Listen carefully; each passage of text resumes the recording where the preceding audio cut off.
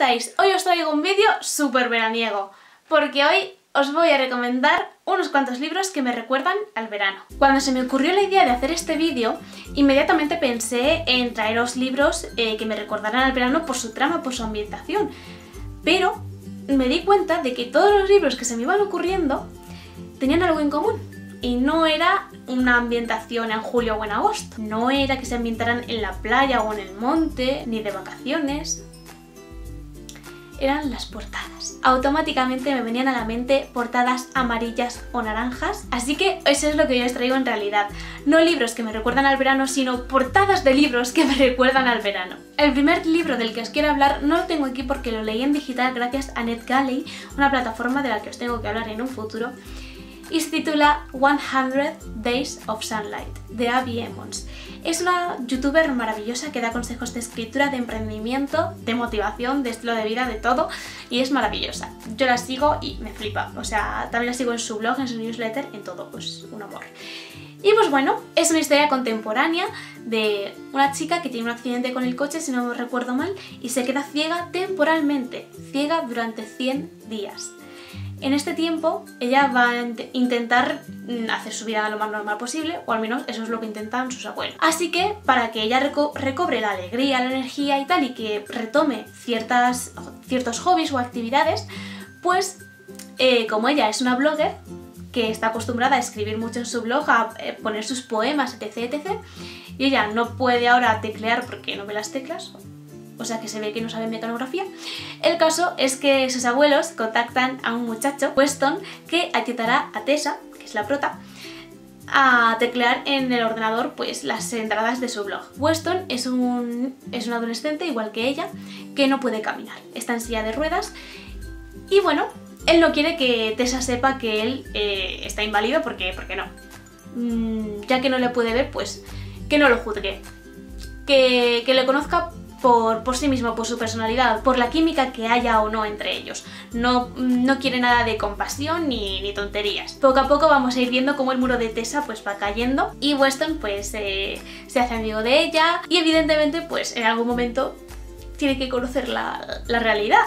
Entonces pues nada, ahí está el kit de la cuestión. Pues por supuesto hay un poquito de romance, conocemos el pasado de Weston, el por qué está así, si él nació pudiendo andar. Y pues nada, es una historia bastante interesante, de apoyo mutuo, de amistad, de segundas oportunidades y no sé, y de pasión por la vida, no sé, es una historia muy cookie, ¿vale? Así la definiría yo, cookie. Creo que le di 4 estrellas de 5 en Goodreads. Además, los poemas que Tessa escribe pues están en el libro y no sé, es la primera novela de Abby Emmons y me hace ilusión leerla, así que la solicité por NetGalley y me hizo muchísima ilusión leerla porque además hacía 1000 años que no leía en inglés y es un inglés bastante asequible. Yo creo que por eso me gustó mucho, porque fue como, uy, mira, si sé leer inglés. Así que no sé, es muy guay. Además, como veis, es una portada súper amarilla porque es el color favorito de Abby Emmons, o sea, es que si la veis, es su marca personal, el color amarillo. Es súper bonito, súper alegre y maravilloso. Después tenemos 2 libros de las Crónicas de Narnia. El primer libro es súper naranja, pero súper naranja. De hecho, creo que se desarrolla en el desierto. No estoy muy segura porque lo leí hace ya un par de años y ya sabéis que mi memoria no va bien. Pero creo que era algo así. Entonces, no sé, me gusta mucho ese color anaranjado por ese viaje a través de las arenas y todo eso. Y el príncipe Caspian mezcla el naranja con el violeta, si no recuerdo mal. Porque es que el ejemplar que yo tengo de las Crónicas de Narnia es un único tomo con los 7 libros y claro, pues no tiene esas portadas. Pero esta también es súper naranja amarilla, ¿vale? O sea que también se podría incluir aquí. Y casualmente esos 2 volúmenes de las Crónicas de Narnia, el segundo y el cuarto tomo, en orden cronológico de hechos, no de publicación, que sabemos que a C.S. Lewis se le fue la chola, nos hizo un George Lucas. Bueno, un George Lucas hizo un C.S. Lewis. Pues nada, lo que decía, que esos son 2 de los libros de la saga que más me han enganchado, la verdad, más que el primero. Y es que el tercero, que es El león, la bruja y el armario, el que todos conocemos por la peli, pues es que lo leí en inglés y ya no me acuerdo casi nada, o sea que no os puedo decir si me enganchó o no. Pero vamos, el segundo y el cuarto me fliparon, o sea, me tuvieron súper enganchada a la historia y no os puedo decir mucho sobre las tramas, porque del segundo libro no me acuerdo y del cuarto pues tenéis la película. que no recuerdo si era fiel o no. Madre mía, qué desastre soy haciendo reseñas. Por favor, ¿cómo os fiáis de mí? O sea, ¿por qué estáis viéndome? Pero vamos, que me gustaron. Me quedo con esa sensación. Y así cuando lo relea, pues era como la primera vez. El siguiente libro del que os quiero hablar es Legado, la segunda parte de El presagio de Horus de Beatriz G. López. Es una distopía que en este libro se pone interesantísimo, ¿no? Lo siguiente. Es una pasada, de verdad. Y además esta escena de... La portada representa una escena del libro y es flipante, o sea, es que es tal cual, la sientes y la vives así, el rojo fuego, el calor, la pasión, el peligro, las ansias por sobrevivir, la superación, la fuerza, es que es maravilloso, o sea, es que... ¡buah! Me encanta. Igual que el libro, que por cierto ya está en marcha, la tercera parte, ya está escribiéndose y yo tengo unas ganas de leerla que no os podéis imaginar, ¿eh? Y evidentemente me recuerda al verano por el calor. Es que este libro no tiene más explicación de por qué lo he puesto aquí. Esto es calor, abrasador, tipo la escena esta de Terminator 2 de Sarah Connor agarrada a la verja y ahí como ¡guau! La onda expansiva, así. El siguiente libro tampoco lo puedo enseñar porque no lo tengo yo, se lo presté a una prima mía. Y es La pirámide roja de Rick Riordan, el primer volumen de las crónicas de Kane. Y, o sea, es que no hay más que ver el por qué lo he metido aquí, porque además las pirámides, Egipto, asociamos mucho este lugar geográfico y estos monumentos y tal al color amarillo, así que pues nada, por eso está aquí. Que de hecho la historia creo que no sé si se desarrolla en verano, creo que es justo lo contrario, si no recuerdo mal, pero bueno, que me encanta ese dorado de Egipto, de la mitología egipcia sobre todo. Y pues me apetecía meterlo, que ya sabéis que yo no pierdo la oportunidad de hablar de estos libros. El siguiente libro que me recuerda al verano es Hijas de las sombras de Patricia García Ferrer. Evidentemente por estas llamas, este fondo anaranjado, me encanta. Y porque ya sabéis que tampoco pierdo oportunidad de hablaros de él. Además, tiene esa tonalidad anaranjada que a mí me flipa y que relaciono tanto con el verano, por favor, con el trigo, con el secarral. De este libro tenéis reseña en el canal, os hablé de él también en Libros para empezar a leer fantasía y ya sabéis que está narrado por 3 hermanas, cada hermana tiene un comienzo de capítulo diferente, así que es muy fácil situarse. Además creo que las voces narradoras también están bastante bien conseguidas, al menos de 2 de las hermanas. O sea, hay una tercera que se funde un poquito con la segunda, pero bueno, eso para mí no me importa porque la historia me enganchó, sabéis que me encanta cómo escribe Patricia y ¡buah! Me encanta. Además, la autora va a autopublicar una saga de novela histórica romántica y ¡buah! Estoy deseando leerla, o sea, es que después de leer La cúpula de hielo y este libro, quiero seguir leyendo todo lo que haya escrito esta autora, así que pues nada.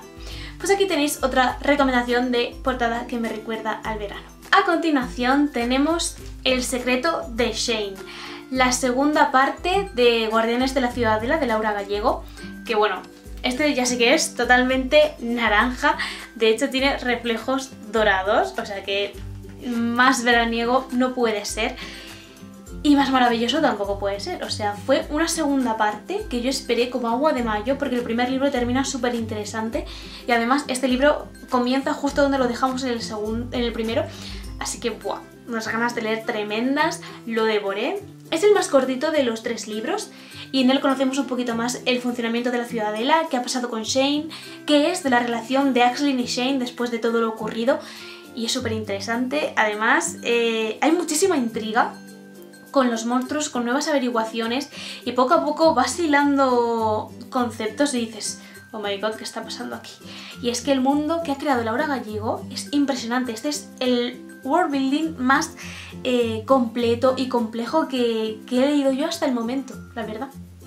Y no sé, que me gusta mucho esta trilogía, que ya lo sabéis que os dejo las reseñas del primer libro y el segundo, que los hice reseña conjunta, y del tercero, por ahí los tenéis. Y por último, otra portada que contiene colores cálidos es El Antris, en la edición del 10º aniversario. Y bueno, ¿qué puedo decir de este libro? Creo que originalmente se publicó en 3 tomos, este recoge en un único tomo los 3 libros. Y oye, es una historia muy interesante, es la primera que le publicaron a Brandon Sanderson y aunque no me encantó, me gustó. Hubieron algunas cosas que me hicieron un poquito pesadas o repetitivas, pero bueno, yo entiendo que era necesario para la profundidad y para cosas. Pero bueno, que en los siguientes libros él ya pues agiliza un poquito el ritmo, y esta novela tiene un montón de puntos fuertes. La trama se centra en Elantris, que es una ciudad que antes era la ciudad de los dioses, súper esplendorosa y tal, pero que ha caído en desgracia. Ahora es una ciudad maldita en la cual echan, ¿vale? Así como si fueran objetos rotos, a las personas que tienen una enfermedad. Y bueno, da la casualidad de que el príncipe de la ciudad, que no sé en realidad cómo se llama la ciudad, ya no me acuerdo de nada, no sé ni cómo se llama el príncipe, pero bueno, el muchacho este un día despierta con esa enfermedad.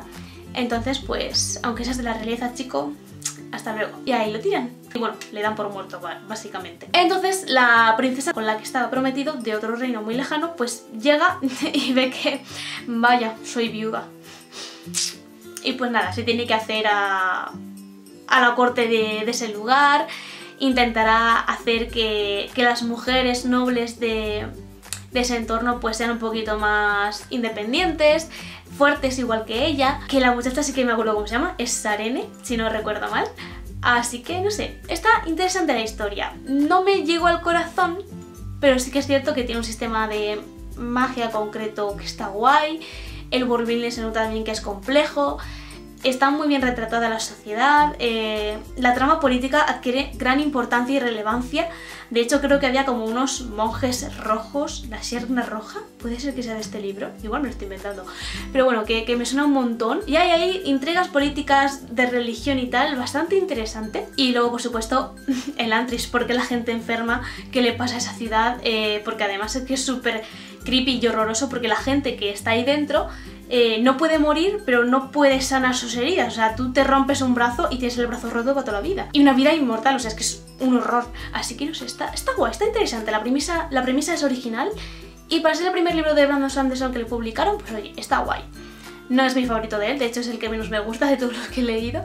Pero lo recomiendo a la gente que ya está acostumbrada a la fantasía, a la que no le importe leer novelas densas y con unas 800 páginas que tiene más o menos. Y bueno, que la portada eso, que es así muy amarilla y me gusta. Y hasta aquí mis 8 portadas veraniegas.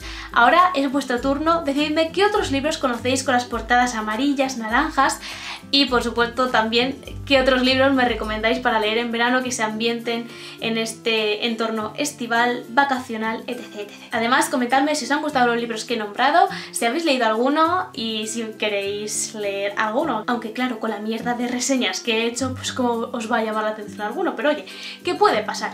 Así que todo lo dejáis en los comentarios y nos vemos muy pronto en el próximo vídeo. Mientras, sed muy felices, leed muchos libros, escuchad más música aún y comed muchas galletitas. ¡Mua!